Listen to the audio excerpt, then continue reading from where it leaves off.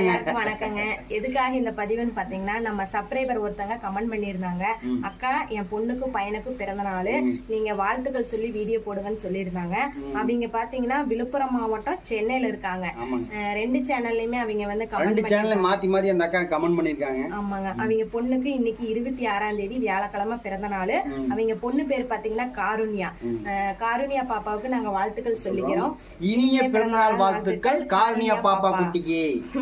இன்னொரு விஷயம் பாத்தீங்கன்னா, அதே மாதிரி நாளானைக்கு 28ஆம் தேதி சனிக்கிழமை அவங்களோட பையனுக்கு பிறந்தநாள் வாழ்த்துக்கள் சொல்லியிருக்காங்க. அவங்க பையனோட பெயர் பாத்தீங்கன்னா கவினேஷ். கவினேஷுக்கு நாங்க பிறந்தநாள் வாழ்த்துக்கள் சொல்லுகிறோம்.